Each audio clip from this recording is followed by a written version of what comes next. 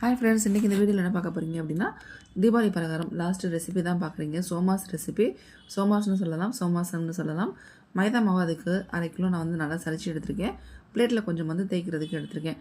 2 spoon வறுத்த ரவை, டேஸ்ட்டுக்கு தகுந்த மாதிரி உப்பு, ஒரு 2 ஸ்பூன் காய்ச்சின எண்ணெய், இதெல்லாம் நல்லா மிக்ஸ் பண்ணிவிட்டு நார்மல் வாட்டரை மிக்ஸ் பண்ணி கொஞ்சம் கொஞ்சமாக சப்பாத்தி மாவு பக்கத்துக்கு பிசைஞ்சு எடுத்துக்கணும். ஸோ இது வந்து மாவு ரெடி ஆகிடுச்சு.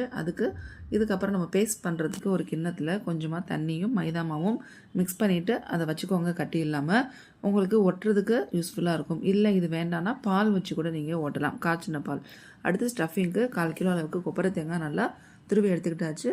ஒரு 1/4 கிண்ணம் அளவுக்கு வறுத்த ரவை, சுகர் வந்து நான் டைரெக்டாக சேர்த்துக்கிட்டேன். பொடி பண்ணல, உங்களுக்கு பொடி பண்ணுறதா இருந்தாலும் சேர்த்துக்கோங்க. டேஸ்ட்டுக்கு தகுந்த மாதிரி சுகர் எடுத்துக்கோங்க. அடுத்து ஏலக்காய் பொடி, இது எல்லாமே நல்லா ஒன்றா மிக்ஸ் பண்ணிக்கோங்க.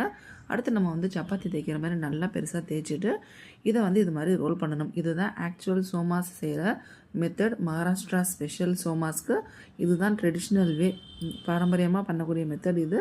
நீங்களும் இது மாதிரி ட்ரை பண்ணுங்கள். நல்லா டைட்டாக ரோல் பண்ணிவிட்டு இது மாதிரி பீஸாக நீங்கள் வந்து கட் பண்ணிக்கோங்க. உங்களுக்கு இந்த மெத்தடில் செய்யும் போது நிறைய பெனிஃபிட்ஸ் இருக்குது.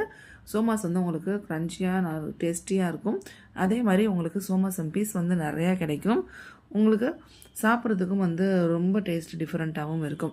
அந்த லேயராக நம்ம இருக்கிறதுனால அந்த இது வந்து உங்களுக்கு ஃபுல்லாக நல்லா ஃப்ரை ஆகிட்டு, டீப் ஃப்ரை ஆகிட்டு உங்களுக்கு சாப்பிட நல்லாயிருக்கும்.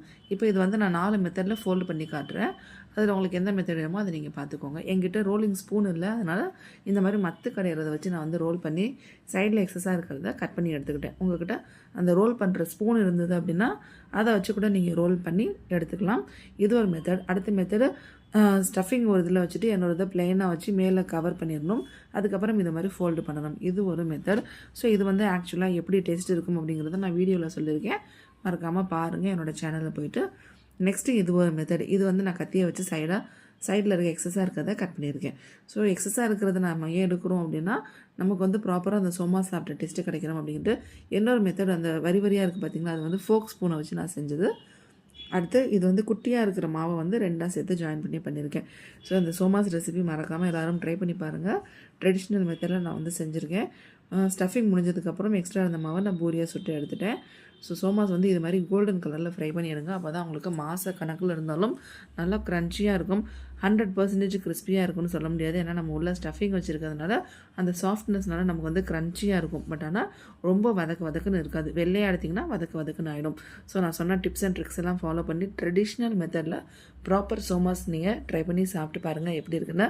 தீபாவளி எல்லாம் முடிஞ்சிடுச்சுன்னு சொல்லிவிட்டு நீங்கள் வந்து திங்க் பண்ண வேணாம். ட்ரை பண்ணி பாருங்கள். தேங்க்ஸ் ஃபார் வாட்சிங்.